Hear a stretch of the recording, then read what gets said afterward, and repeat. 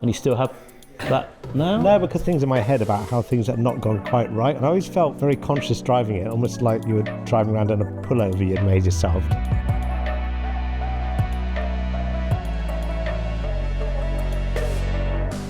So welcome to a special edition of the Evo podcast. It's 30 years next year since the Elise went into production, and in a rare attempt to beat a deadline, I thought I'd get three of the key characters in the Elise programme to talk about the genesis of that car and the development of that car, what made it special then and what makes it special now. And we're joined by Richard Rackham, who was a chassis design engineer at the time, Matt Becker, who was quite a junior member of the Lotus team at the time, but quickly became a key member of the Dynamics team, and Julian Thomson, who was head of design at Lotus. Gents, thanks for joining us. Pleasure. I think before we get into the Elise details, we should explore what Lotus was like around about that time. So 93, 94, it was in quite a period of transition, wasn't it, between GM and Romano Artioli? Yeah. But it was obviously a time of opportunity and a time of excitement within the company, because it gave birth to the Elise. It always seemed to be for sale, didn't it? Because I remember in the design studio, we were one of the sort of the areas where to show off, and we used to have that little windowed corridor coming in, and we used to be like there's another tour coming round of potential buyers. And they used to be, you know, some of them be Korean, some of them be bankers, some of them be Americans, and just, you know, who is it today? Yeah. So it always seemed to be for sale. And I guess when we started doing the Elise, it probably was. And the other thing which I remember very clearly, it was like two companies. There was Lotus Engineering and Lotus Cars. Yeah. And people seemed to bounce between the two. Lotus Engineering was huge at the time because it did a lot of powertrain. Lots of powertrain work. Yeah. Very, very successful. Yeah. And whereas Lotus Product, you know, it was a place that was not so desirable to be in because of the Elan. Yeah. You know, the Elan, incredible car, point to point. Yeah. But, you know, obviously it didn't tick enough boxes to sell enough cars. And so Lotus Product had suffered, you know, quite a lot of redundancy, hadn't it? And people had all migrated into the Lotus Engineering side where the powertrain was buoyant. So Lotus Product was kind of a, you know, rather where people would rather not be. Yeah. Yeah. If you wanted a career, you went into engineering, didn't you? Yeah. So where did the germ of the idea for what became the Elise, did that come under GM? Did it come under Artioli, or was it something that was within the company and it was a project you wanted to do and you just had to make the opportunity? I think given the backlash of what we just said, after the Elan, it wasn't, you know, the place to work with Lotus Cars. So it left this shell of people who were just really diehard car nuts, wanting to do Lotus Cars, you know, and they were just obsessed with just doing Lotus Cars.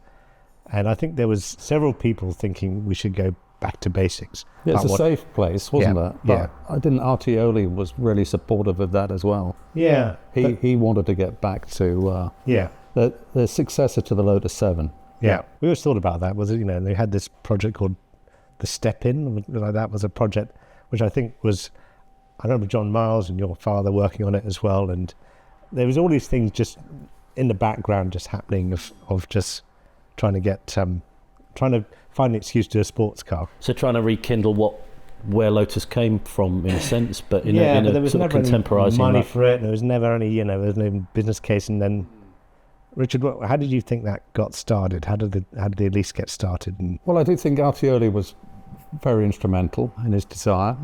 I think really what the Elise became, planets aligning, because, you know, there was no money.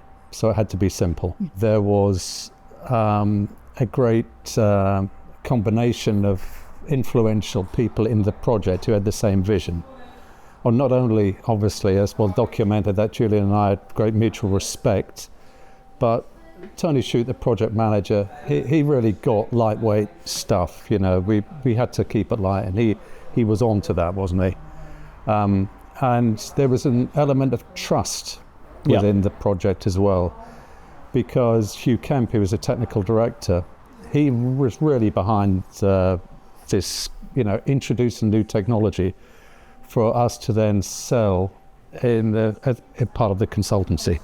So when we had this inkling, really, from previous work that we'd done with Land Rover as a consultancy, and I worked a little bit on that, and Land Rover were looking to use aluminium extrusions in a lightweight version of a Land Rover, and bonding things together, we knew was a good idea. That was something which we explored for a short period of time, but it kind of died when BMW bought the Land Rover, and they shut the communication with Lotus. But that idea and that opportunity to create something efficient and lightweight was there. I mean, what we realised was extrusions were good. You could get lots of complexity into them for no extra cost, really, than making a simple tube. You can put lots of detail in. And bonding stuff together was good. At that point in time, there was no adhesive system. Well, I was going to say, on the one hand, you say there was very little money and Lotus Cars was on the back foot, but then on the other hand, you pursued the engineering side of the car in a pretty fearless way in a lot of respects. Because if it came off, it was going to be lightweight and it was going to be affordable. And the two things that you held dearest for that well, for that project, also presumably. the aesthetic. Yeah. Because, suddenly you can get lots of nice form from the extrusion that Julian was approved of, so you can delete the interior because you don't need one anymore. Now, having said that, of course, deleting the interior means you make a noisy car. And we got to remember, this was a race car for the road. And so therefore, in race cars, noise doesn't really matter. Yeah.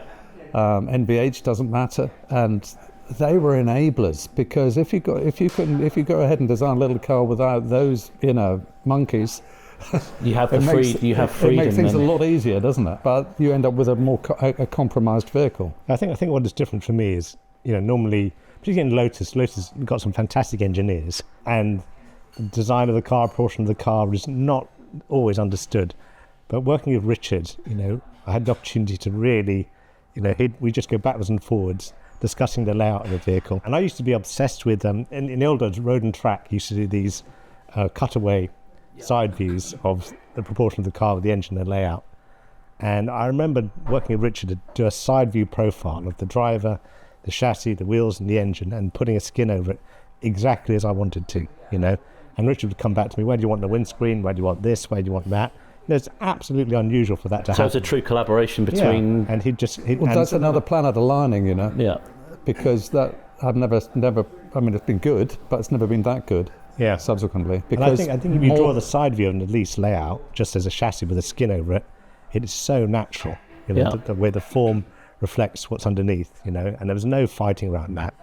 And Richard would come to me, that radiator, which was like a GT40 stuck on top of the chassis. There's no real reason to do that, was there? I mean, it wasn't, it just looked cool. Well, it kept the nose down. Yeah. But working with Richard, I was able to do all of these things. And right to the end, when we were doing sections for the interior, bits and pieces, Richard would come along and say, what do you think of this? And usually they were perfect straight away. Occasionally I'd change a radius or a bit of a crown. But he had such a good aesthetic sense as an engineer that it was just, again, very, very unusual to have that sort of collaborative nature. I mean, Matt, you now head up vehicle development at JLR.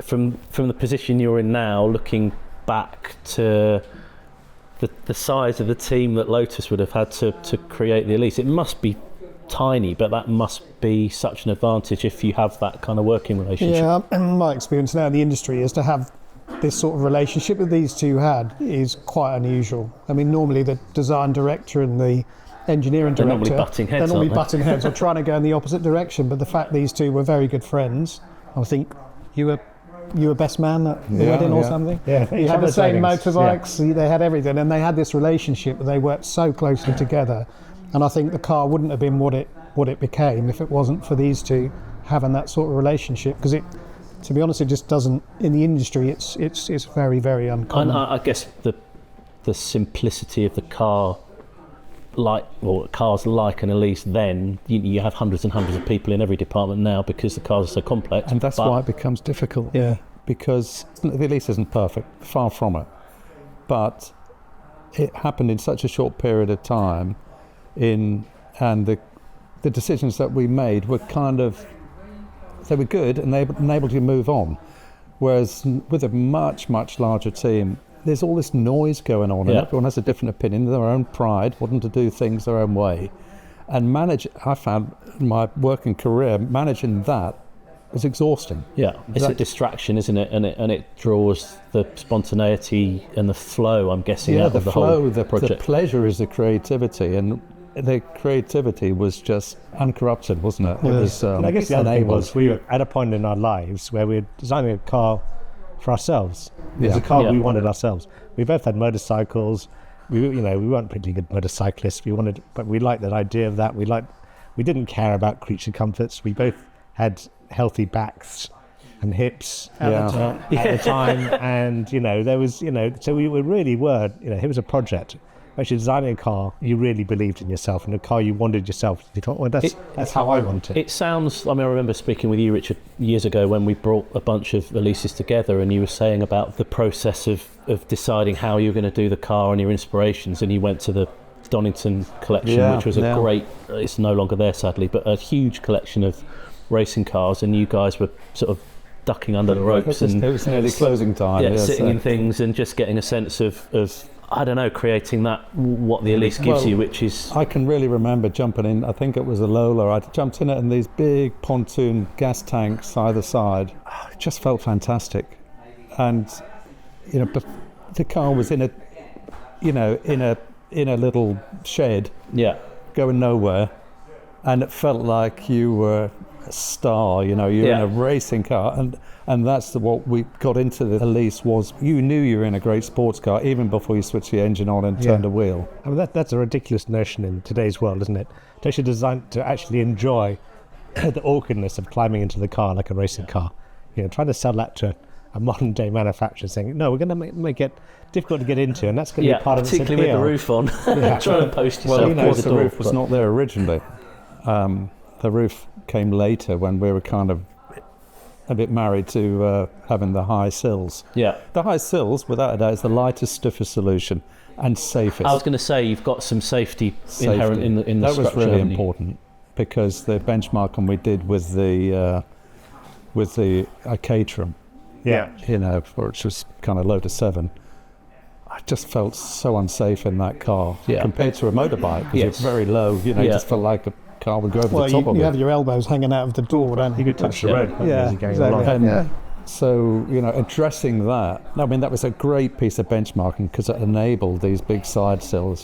Suddenly you feel safe. Yeah. Suddenly you feel you're in a race car. From a design point of view, I know you've said many times about the Dino 246 Dino being an influence, but from what you've said working with Richard, not that the car designed itself, but its proportions were true to what's underneath. So in your head, did it take shape, and were you able to realise that in a natural way? My favourite cars have always been from the 60s and 70s, or like Lamborghini Miura, Ford GT40, and they all had that similar proportion. Get a mid-engine car, the cabin is very, very central to the car. It's got a nice balance about it, and I loved all those sort of cars. And also, it was designed at a time when retro-inspired design was sort of a thing. So that is when you would have got things like the original Volkswagen Beetle remake and things like that, and a few people doing Mazda, the second generation RX-7, which is a bit like a 250 GTO. Yeah, those are very much instrumental.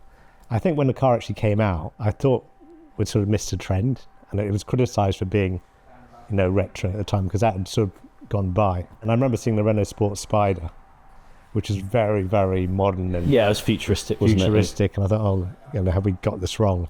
That was the thing. But I think it always seemed quite timeless to me. But I think when I first experienced the Elise was just before the launch, actually. So I would have been 24, 25 years old. So my experience, obviously I was aware of 60s, 70s cars, but I didn't perceive it as being retro. I always felt it was quite timeless, actually. Well, it actually came out the same. It was launched in Frankfurt in, had to help me here, 96? 95, and then the drive launch was 96, I think. And, it was the same car show as the Audi TT concept. Yeah. And obviously the Audi TT was incredibly cool in Bauhaus at the time. And I thought, It was the same car show as the Renault Spider as well. Yeah, Renault Spider as well. And the Caterham. So you were having a great time because your chassis was going down a storm. And I remember you talked to the Renault guy, didn't you? And he was because the Renault used an aluminium chassis, but it weighed a ton, didn't it? It was like a heavy car. Yeah. And that's a really interesting point. The Hydro Aluminium, who are our partners in the extruded chassis, they supplied the extrusions, based in Tonda, Denmark. They also supplied the chassis for the Renault Spider, which was welded. And did it have to be thicker to be welded, so it was consequently heavier? Or? Yeah, it's twice as thick. Yeah. So we were 2.2 mil, they were 4 mil, say. Wow. But these two things were going on at the same time, in the same factory, but separated, obviously, because you mustn't get pollution when you're bonding things together, and neither of us knew about it. And the first we knew was at the show. That's quite funny, though, isn't it? So the Renault looked futuristic, but the Lotus was actually the one with a more advanced and fresh thinking. Because the first time we ever met was at the steering pad at Hethel. Yeah, I brought a Renault Sport Spider to compare with an Elise. And it's a very scientific comparison. It was, it was just like he could drift the car around. And was it just a Renault Sport Spider and the Elise? I think it was the two of them, and the difference in the steering efforts between the two cars were huge, because one was half the weight of the other. I still remember the first time I drove an Elise. I think it would have been on one of your road routes, and it was probably with Tony shooting, maybe your dad.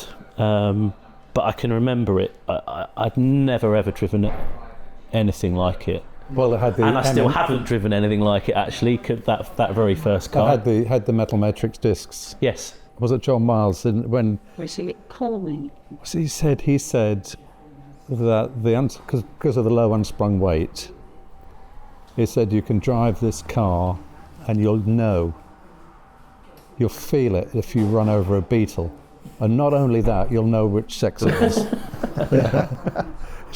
We're so proud of it, because we're obsessed with getting the unsprung weight down, and of course the discs were the ultimate, and wheels and discs, rotational mass, there's unsprung mass, it's vehicle mass, there's inertia in the wheel, everything, rotational inertia, everything comes down. So and that's what made those early cars.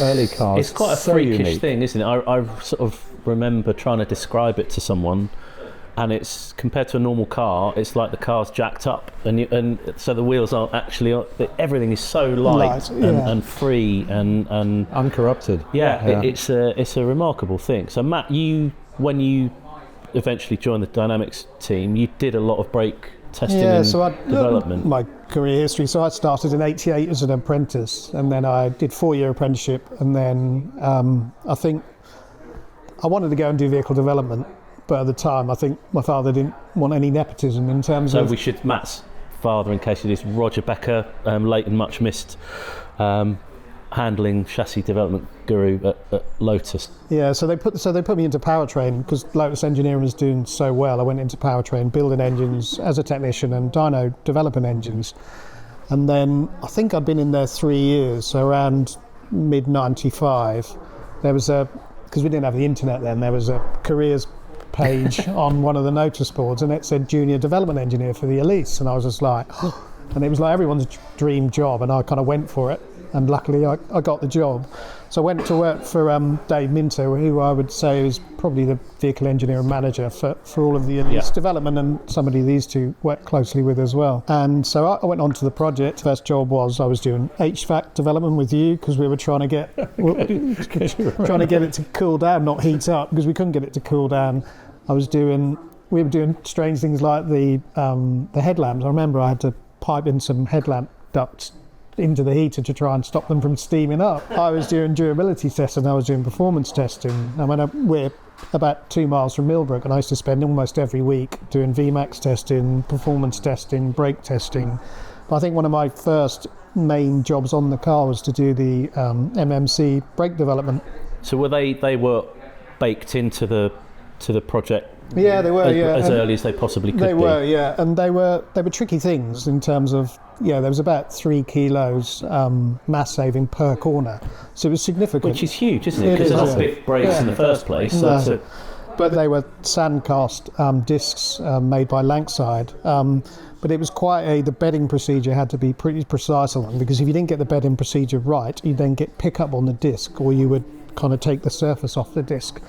So I was doing tons of brake development. So it's almost like a positive glazing. Yeah, it was a transfer layer that went from the disc, went from the pad onto the disc surface. And once you got that, they were great. I mean, they had their limitations in terms of how far you could push them, be it acceleration and mass. And they had a thermal limit of about 400 degrees surface temperature. It's about 200 less than conventional car It is, style. That is cool, isn't it? It is. But if you went beyond that, then you would just destroy the surface of the disc. So they're great and they're really good. They're very light. They were very expensive, but also they did have limitations. Do you think? I often think about this. Like high performance cars now and sports cars, they always seem to have some degree of track focus, whether it's to justify the program in the first place or just to make them socially acceptable. But although your inspiration in the design and the engineering of the car was a race car, it was actually very much a road car setup, and the brakes kind of indicate that. So it's sort of a positive. It's not an over-engineered car. It's engineered. No, it's absolutely focused. Yeah. And I think so authentic, because the performance wasn't massive. The cost wasn't massive. And so both the cost and the performance were accessible. So mortals could buy a car that looked like a supercar and drive the thing and enjoy it without, utilisation of the performance. There was no track day culture then, was there? No, so it's so authentic, and I think that's why people genuinely liked what the car stood for. With due respect, very high performance vehicles, people who can afford to buy them often have totally an inability to appreciate what the vehicle's capable of and has been developed for, and never will go there. That's a bit broken in my compared to what the Elise stood for. The Elise was a sports car for not the common man, but for more people, the demographic that could appreciate that car. Because it was just after the MGF came out. Yeah. And can you imagine the gulf of difference in MGF? Well, yeah, 2 more different mid-engine K-series power cars. You can't really imagine. From one to the other. You just imagine that sort of difference in performance and drivability for the same sort of price. Yeah. And it's much, much faster. It handles like a, But it was interesting because track days had just started. Because I remember as a young engineer, we were doing ride and drive days, and each Lotus dealer would pick a track, and we would go to these different tracks. And it was called, I think it was called the 96 Club, which was a track day. So the car almost hit perfectly at the marketplace at the right time, because it was so affordable to use on track days, because it was really, really efficient.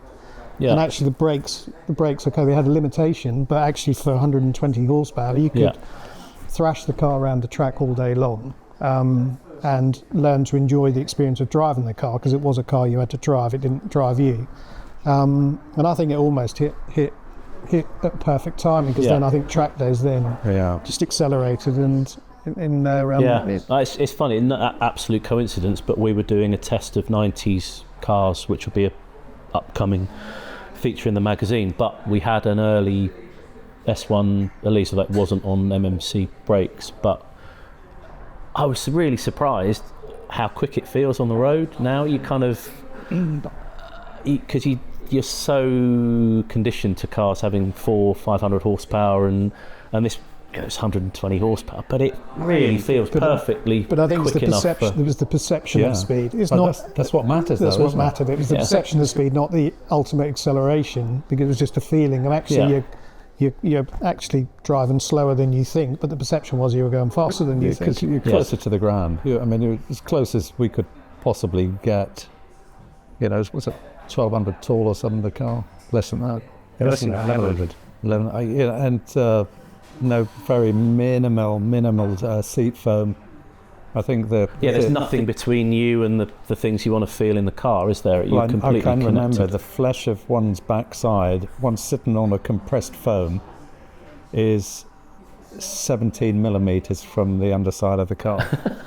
Which was interesting because my hobby used to be water skiing, and I used to have to go to the chiropractor in Wyndham, close to Hethel, and he said, "Can I see what car you drive?" And so I took him outside, and I happened to have, because I used to use Elise development cars all the time, and took him outside, and it was not a sunny day, so the roof was on. He said, "Can you show me how you get in and out of that car?" And so I did, and he felt the lack of foam in the base of the seat. He was like, "I think I know where your problems are. Water skiing and driving Elises." I have to say, after many years since I drove an Elise, getting in and out of it was more of a struggle than it used to be. But yeah, I think it sets what you were saying about the event and I guess it's a bit like putting your leathers on and a crash helmet before you get on a motorbike. It's the same ritual and preparation. No, but in your mind, you're in a special car from the moment you're sat in it and settled. It's well, to put it in context, Martin Donnelly, who we all know, is another social thing I do, which involves Martin Donnelly, and I was talking to him about the Elise because he does driver training, or did at Lotus and he said I never had a problem getting in and out of the Elise. And so when I bumped into him again at Hethel, I said, "Martin, just show me again." And you know, he's got one leg that works. I was going to say, he does bend in unusual places. Yeah, and I've got a video of him getting in, and he's just as nimble as, you know, if he can do it, then I think anyone can. Not anyone, but you know what I mean. I mean, it's part of the event, isn't it? It's part of the event.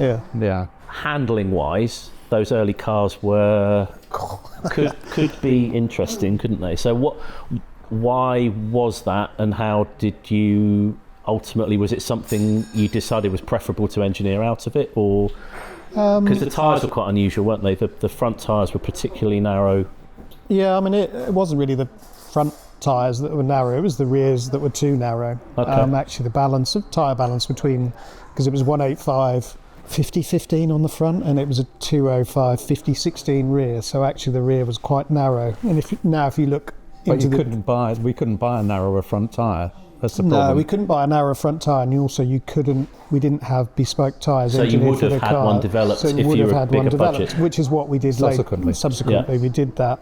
But in terms of some of the earlier cars, because obviously I'd been a technician and I was learning to drive, and actually that was a car to learn to drive in, which is certainly some of the earlier cars, because I remember some of the earlier cars, and Richard probably remembers this, but they had the rear toe link. They actually had a compliant rear toe link initially, which was bushed rather than effectively a rose joint or solid. And some of the earlier cars, to try and drive those close to the limit, where you've got a toe link at the back which is compliant, which is moving around all the time, they were even more difficult in the early stages. It was pushed, and we put the So were they pre-production cars, or were they very early production cars? Part of the development. I think it was probably someone in the analysis world said you need these bushes on the back because it gives you a compliant steer difference, which was beneficial. But actually, in reality, to drive the car with these compliant rear toe links, it just didn't work. So it was part of the development. It'd have been towing out. Towing out in if you put oversteer basically, which you don't the build opposite to what you want. Exactly. So it doesn't build any slip angle up on the tyre. In fact, it takes it off. And also to read the back of the car, you just couldn't read it. Yeah. So it was quite hilarious to try and learn to drive this car. I remember designing into the suspension, because previously I'd worked on all the race esprits, and previous to that I'd worked outside of Lotus on the Formula First, one single series race car, and I'd installed that XR2 engine in the back of the Van Diemen Formula First, and drawn that suspension. So I was kind of familiar with race cars outside of Lotus, inside of Lotus, and the need for adjustability. So camber and caster was totally available for adjustment in the Elise. Yeah. And all the rubber bushes were made as absolutely as stiff as possible. So they did replicate as much as possible the stiffness of a ball joint. Yeah. Obviously not quite as stiff because we improved things by putting an extra ball joint in, but we're trying to keep the development simple through keeping, putting less variables and putting adjustability into the suspension and a lack of compliance. So it was the noise transfer from the road into the tub was kind of a result of putting very stiff bushes everywhere. Yeah. Not something. But you had that freedom from the original decisions that it wasn't as much of a problem as it might have been. But also, again, the attention to mass is the bushes that Richard and the team have designed were plastic bushes. Yeah. They had a plastic outer sleeve on them, which was, I remember, the development we had to do to be able to, in production, to push them into the wishbones because they would crack and they were all sorts of things. But they were basically a very, very stiff bush, 20 kilonewtons, which is very stiff. And they had an interleaf, and so the rubber section between the interleaves was tiny, but the whole idea was to give high levels of lateral stiffness, but to minimise the torsional stiffness of the bush. To give you that freedom. And it did work, it completely worked. It gave you, and that's why you could start to feel as you ran over a beetle. Discuss whether it was male or female, but that's why you could feel everything, because the whole car had this ability to move so freely. I mean, the spring rates on the car were fairly low. They could be anyway because of the mass of the car. Yeah. But the overall wheel rates and ride frequency of the car was really low as well, and that's why you drove it and everything was light, everything talked to you, because of all these additions of the original design and all the effort that had gone into that, which is part of the reason why the car talked to you the way it did.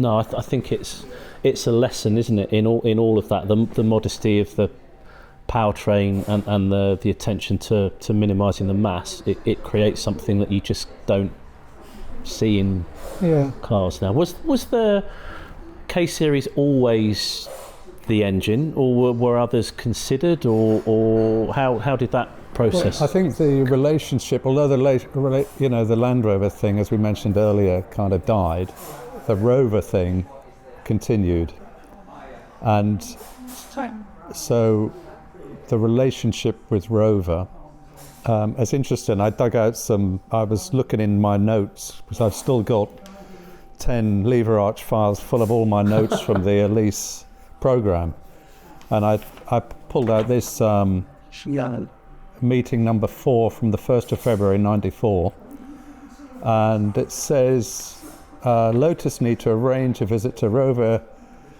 Research Technology Group, Richard Rackham and Richard Herdwell, to visit the teardown area at Rover on the 31st of January. And it's about Rover. The next Rover meeting will be. So kind of Rover were in the frame at the beginning. And because we knew that the K Series engine was very small. Yeah. And very light. And anything else was going to be a compromise. I remember looking at a Renault.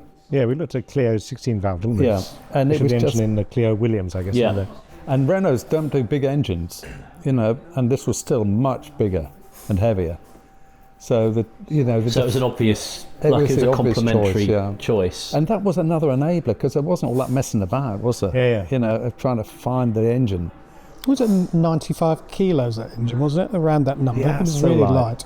So light. Well, that seems like a good point to have a break. We can grab a coffee and we'll be back shortly.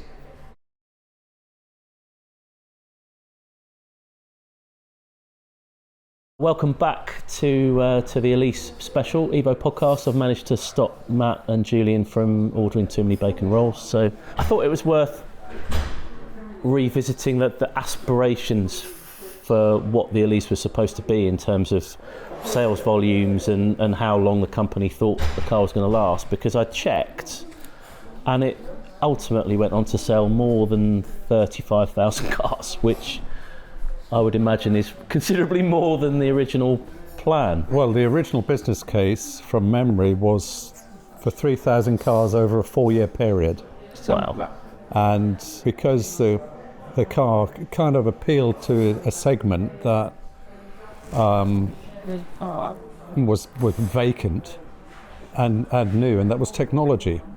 So there's a lot of people who'd never owned a sports car suddenly saw the Elise in technology magazines, because things like T2 magazines around, and so suddenly, there's all these people. I've got to have one of those.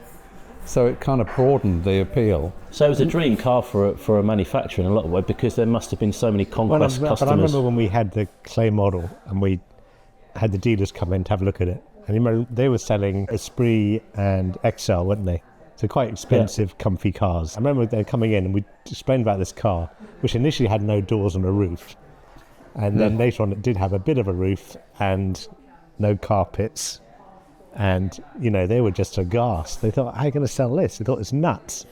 Only Bell and Koval saw the appeal of it. They're the only ones who actually saw it, all the others. So hence the 900 volume a year was what the dealers said they could sell, which is next to nothing. How much? What was the investment in Elise? I thought of £13 million, but it probably costs. Well, it did cost more than that, and I seem to remember. I thought it was much less than that. It was 18 really at the end. Is that right? Or do you think it was less? Well, I thought it was something like 2 or 3. Oh no, it's definitely more than that. Definitely more than that. It's £500,000 to get the chassis into production. I was trying to remember the team size. I mean, the team was tiny, wasn't it? Tiny. We're in that boy cabin. It's about the same cost as doing a bumper in a modern car. The team was, we were in obviously Julian's team in the design studio, but the design team, engineer and design team there was myself. I had 3 design engineers known as the dinosaurs that were working for me because they were old blokes.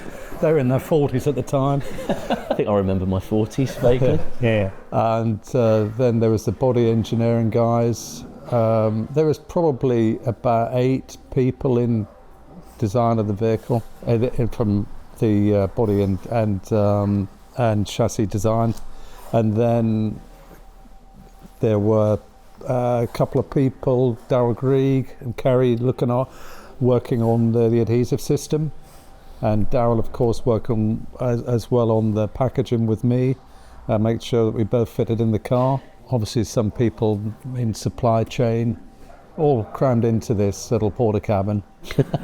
I remember when we did that. They did that documentary. And project management, of course. They did a documentary on early discovery about the Elise. Yeah. And they did a fly on the wall documentary. It's 3 hours long. I used to tell my friends, well, it's 3 hours long. It's longer than Jurassic Park, where it's got more dinosaurs. Harsh. But there can't have been more than 30 people on the project. No, it's tiny. It's tiny. And to compare that, say, with I don't know, Matt, when you're Aston Martin doing, in the Andy Palmer era, maybe doing New Vantage, how many people would have been responsible for that? When I left Aston, that entire engineering team was about 650 people. So this was just... So to Richard's point, the energy required to manage all of those people. We all had to muck in as well. I mean, you didn't just do one job. Like you understood the whole car, I guess, didn't you? I can say 1 minute I was doing brake development, to then HVAC development, headlamp assessments, VMAX roof testing here, Parve. It was just doing everything. From a design point of view, although it's a very, very bare car, isn't it, inside? But I was reminded when I drove one a few weeks ago, there are some really beautiful details, like the cast pedals and even the door hinges. Like the functional aspects of the car felt like they had a lot of love and a lot of thought invested into making them express the car in lots of ways. Well, I think that's interesting. You said that about cast pedals, they were extruded pedals. Were they? Oh, okay. And there we go, I dug that out. Oh, look at that. Last night. In fact, that's my first thing. This was the first and notes about how to put an extruded chassis together, and I left this. I wrote this on a Sunday afternoon as I was going on holiday, and I left it with Darryl Grieg to look at while I was on holiday. I can still see it because I've still got my desk tidy. We made a desk tidy out of the pedal extrusion, which is basically had a Lotus badge, and I've still got mine, and it's just got a chamfer. They're beautiful things, aren't they? They could just sit as a piece of sculpture, and I think that's another thing that sets Yeah. that Well, the car idea apart. was to what, because we were influenced by the Ducati, weren't we? Yeah. 916, and that bike, you couldn't find anything to look at on that which didn't please you. Yeah.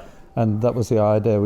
There was going to be as little as possible going on, but what was there had to be aesthetically good, especially if it's in your eye line, as when you open the door, which the hinge was Yeah. directly, and that was a result. In the Esprit, conversely, when you open the door, it was like a roofing bolt going through a piece of horseshoe.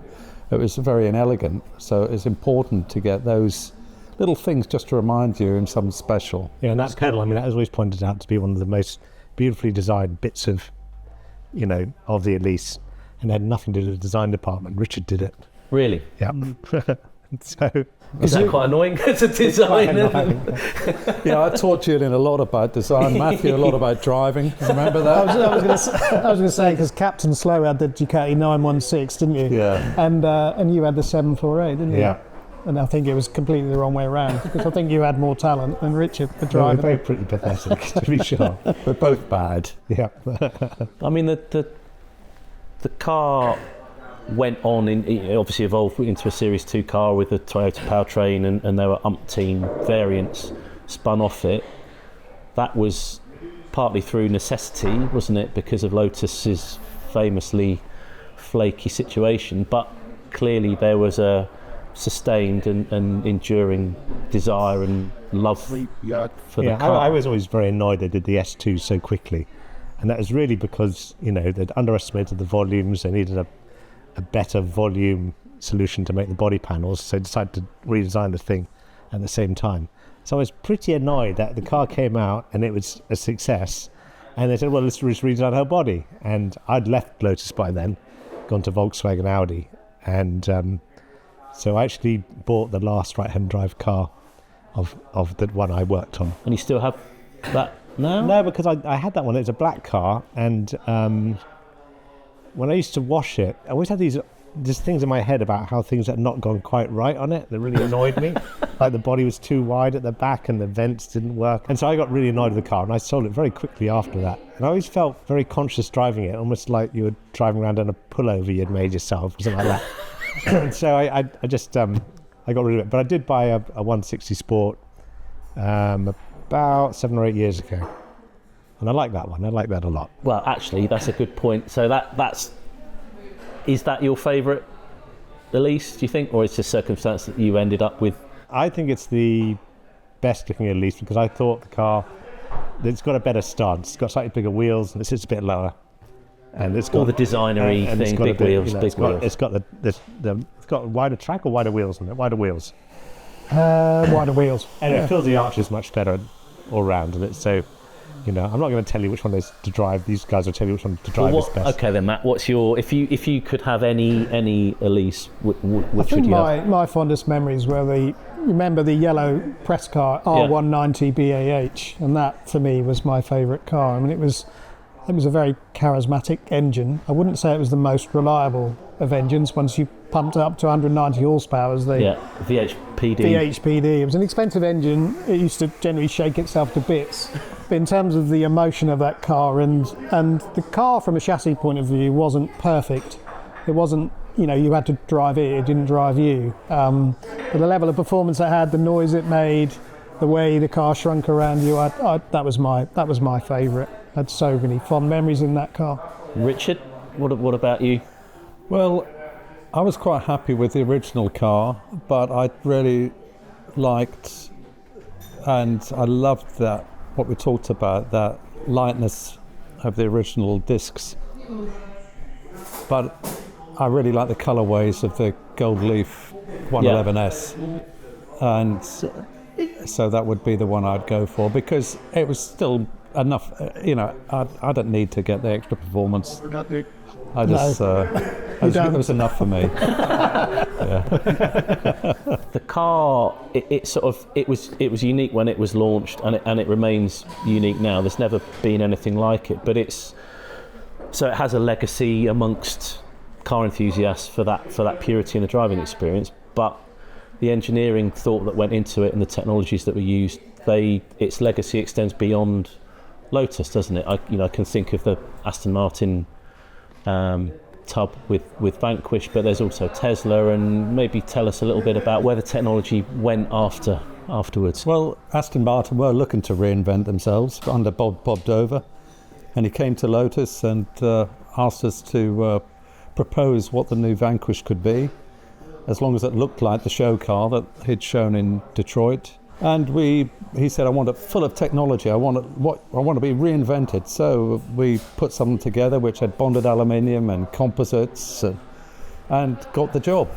I remember putting it to him for 14. I was in the team that presented the project. We'd engineer the car for 14 million, and at the last moment, Oliver Winterbottom, he said, "Yeah, so Lotus will do it for 14 million pounds," and there was like poker face in the room, and he said, "But for you today." 13 million, and he's got his big fountain pen out and wrote 13 million up there, and we got the job. It ended up costing about 22, I think. To say 13 million. Wow. to do the engineering on it. True negotiation. Yeah, so that was a good thing that came out of it.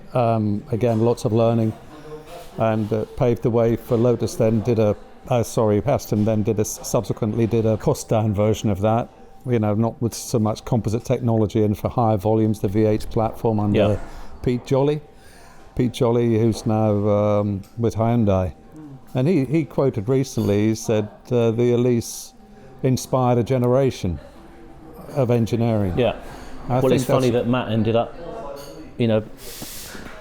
another part of your career, but you ended up working on a kind of descendant of Elise in a way. And I had actually, when Lotus did the Vanquish, I was doing a lot of the VMAX testing at Nardo in that Vanquish. Some funny stories about that, when you're at middle of night trying to test, and they put some headlamps on the front, and as I was going around, the aerodynamic force was pushing the headlamps up into the sky, so I literally couldn't see where I was going.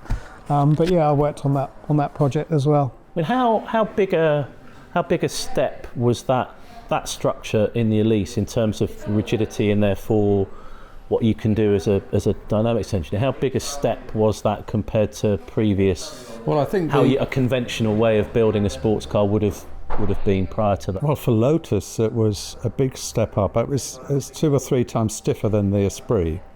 Mind you, the wheelbase was shorter, and you measure across the wheelbase. But it's kind of, there's a sort of stiffness to weight ratio that's important.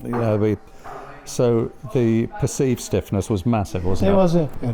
It was really good. And the great thing is it doesn't drop off. I remember we measured Dave Minter's 100,000 mile Elise stiffness, and it was the same. Really? Same. So no deterioration. No deterioration. And do you know what? I put my hand up. It's over-engineered.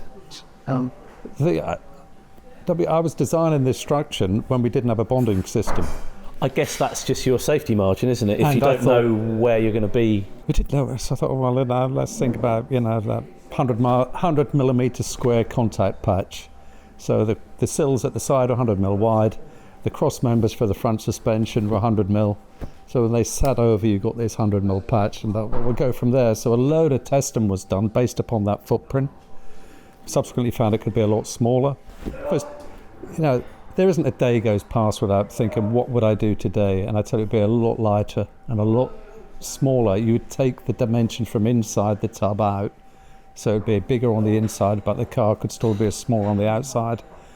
And one day, maybe, I'd love to do that. But that's not something that Lotus would have ever done, because there wasn't. Well, you don't know what you don't know, do you? At that point, I guess if you're pioneering, then. Yeah, you have to build in a certain sense. And also simulation and analysis in that day wasn't as strong as it is today. I mean, if you get given the opportunity, or someone like Richard given the opportunity again today with the simulation techniques, be very different. I mean, this sort of leads into what would have been my final question, but actually the two sort of combined. So the best part of 30 years, or it is 30 years, isn't it, since you were embroiled in trying to build the car. Did you appreciate what it was at the time? I get the sense that you did. You knew it was something special because you'd experienced other car programs. But how did you feel about it then, and how do you feel about it now? Well, I hadn't experienced other car programs. I'd experienced ride and handling programs, so it's the first time I'd been involved in a complete vehicle design. And for me, of course it felt special, the whole thing. But being so young, and it kind of also felt normal because it just felt you were doing a good job. And when you're really interested in what you're doing, it's kind of effortless. Yeah. I don't ever remember thinking this is really hard. I just remember thinking, I can't wait to keep going. You know, it was... And that's testament to as you credited some of the more senior people in the programme, but for them to empower a small team of people to do what you were doing is a lot very of trust, unusual. wasn't there? Yeah. I'm very pleasantly surprised it's got such a following. I read in one magazine the other day that I think there's a poll of loads of people. It's the fourth best sports car of all time, behind a Porsche 911 and E-Type and all sorts of things like that.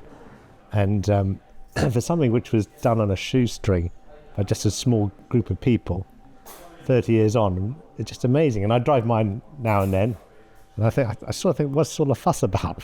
You know, it's such a simple thing. Yeah. You know? But it is great, and it's so that purity is what's so great about it, which you don't get in many modern cars. I think it counts for more now, doesn't it? Actually, the things that stood out at a time when most cars were quite simple and, relatively speaking, were far lighter than their equivalents are today. It still had something unique about it, but now it's like another world, isn't it? Another thing is, you know, in modern companies, everyone talks about brand and brand designers and talks about, you know, I mean, all sorts of nonsense about what a company stands for and the rest of it. But back then, it was totally natural to go back to what a Lotus was all about. You know, well, you expressed the brand through the product, didn't you? Yeah, rather exactly. than marketing speak. And we didn't have marketing people and brand specialists telling us what a Lotus was all about. We just knew in our hearts what we're supposed to do. You know, what a Lotus was as well. Yeah. You know, I was really lucky in as much as when I joined in '87, there was an awful lot of people that had worked a long time with Colin Chapman. And it was completely ingrained, the lightweight thing. Could it be simpler? You know, is that part doing as many jobs as it can do?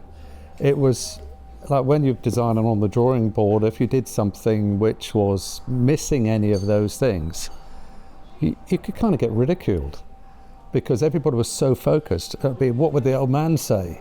You know, it was, and then of course Roger, who was a great, you know, he's the guy who placed me into the Elise project because I'd worked in the ride and handling department. He was so Mr. Lotus, wasn't he? Yeah, he was, and it was just, you're surrounded by this Lotus stuff. And you had that to live up to, I guess, didn't you? If Well, they were, I did have it to live up to, but it was just so understandable. Yeah. And kind of time has passed and more people, I don't know if there's anybody who's left who was influenced by Chapman now, but, you know, I would consider myself the first generation of people who weren't, and, you know, there's only a handful of those left. And the world's changed. You know, those type of vehicles, people now tend to think they need much more stuff. Yeah. Well, Matt, you must look at it. It is like it's more than a lifetime separates what you have to develop now and what we drive and what that car was. But I know, you know, like you identify the bits of design that you'd like to change now, and you think, well, I could have done it lighter, and you probably think, well, I would do this now and that now. But the attributes the car has must still shine, don't they? To yeah, you, they do. The, I mean, it was. I mean, you know, as I said, as my career progressed, this was the first vehicle project I'd ever worked on. So actually. So you and Richard, it was, For me and Richard, it was, and I was a young junior development engineer, so this was all new to me. But as Richard said, the team atmosphere and the, you know, just get it done mentality meant it was so enjoyable because there was no, I don't really want to work late tonight or work this weekend or do this or do that. It was just, you got on with it and you covered so many different attributes. And I think for me, for my career, it taught me that how much more you can do with less. Yeah. If you have a really, really focused team that know what they want to do and how they want to do it, you'll just get stuff done. But yeah, in terms of how the attributes developed, I mean, it's difficult now with regulations, legislation, cars are getting bigger and heavier, and to have pure passive cars like the Elise is getting more and more difficult, because as you add mass, you need adaptive systems that adapt to the mass to give them a bandwidth of character. So it's changed, and it's getting harder and harder. So there is a bit of a kickback, isn't it? This longbow outfit that have materialised recently, they're claiming, well, basically they're singing the old Lotus song, so keep it simple. I don't know, I wish them well. I hope they're going to do very well. But, I'd like to think that people now coming through, younger people are thinking, actually, I do want something simple.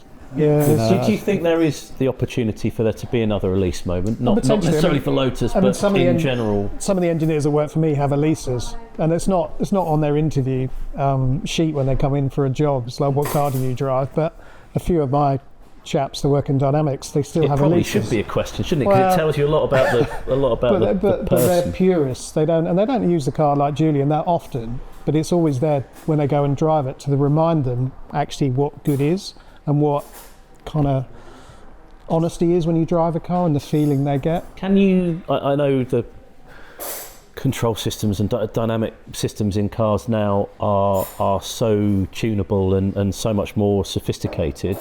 But do you think analog always beats digital, or do you think there's actually, if you apply Richard's thinking around, actually, I could build a car that was roomier but lighter, still compact, and you could apply really high fidelity electronics to something? Do you think there is room to build something that could deliver something different that builds the best of both? Yeah, I think you can. It's because a lot of things with cars is to create a cohesive car is the balance of efforts. So if you have a very lightweight car but you make the throttle pedal really heavy or the brake pedal really heavy, you don't get that cohesive nature. So I think it is the attention to detail across the car, and control systems are so clever now, as we know. But actually, perfection is not always the best solution for a car that drives. Because if you go from Series 1 Elise to Series 2 Elise, yes, we made it better because we corrected some of the things we'd learned. Yeah, sort of objectively better. Better. The balance of the car was more stable, was easier to drive. But in some ways, when you ask me the question about what was my favourite car, it wasn't the second one that we'd done. It was actually the first one, because for me as a driver, that was the one I felt I had to be more respectful with and drive better to extract the most from it. Whereas a Series 2, it was better in many areas, but it didn't quite have... I don't think you could do something as simple and as cheap as that. No. Well, the cost of implementing a clever system is subject. Yeah. If millions and millions, isn't it? What Gordon Murray's Type 25, that is quite a very pure car. Yeah. So that shows that, you get it right. And there's no, but of course, you'd spend millions on a car. Or it seems to be if you can, you don't have to like a limitless millions. Price point, you can achieve it. But to do what you guys did in a car that more people can afford to own. I still think you can do it. I think you still do the analog thing, and you do as much of that as you possibly can. I'm not, because I think it was safety systems and what people expect. It's so difficult, and quality as well. There's legislation. See, if you see things like Longbow will circumnavigate legislation by keeping the volume down. So there is a future, I think, but it would be for something which is kind of outside of mainstream. That's what sets the Elise apart, isn't it? It has the ethos of a low volume, very specialist car. Yeah. But it was something available to all, effectively, wasn't it? And not an elitist car, and not so quirky and niche that it put most people off. It had huge appeal, and still does, I think. I'd love to do the next version. I would love that. Matt, Julie, well, you need to get the band back together, don't you, really? Yeah, I don't know. I think I'd like to, but my creaky old bones. I don't know whether I still have that energy which I had to do a car for myself, which was so clear in my mind 30 years ago. Yeah. As an old fuddy-duddy, I'm not sure I could still have that drive to do it. I'd have a crack at it. Well, I would love to see the fruits of that. Do you just imagine, it's got the same footprint, a little bit wider front track. You can get in and out of it. He's off designing it You can get already. in and out of it, in a contemporary way. Yeah, okay, we'll give it a go. More space We'll give it a inside. go. Why not? You've got all that forward, Well, you need something to vision, do, don't you? There's Can it have car massage safety. seats?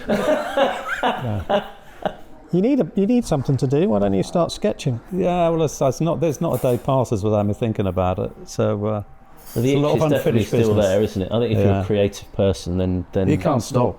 You can't. You never stop. I love that. Well, positive end to a story of a fantastic car. Thanks for joining us.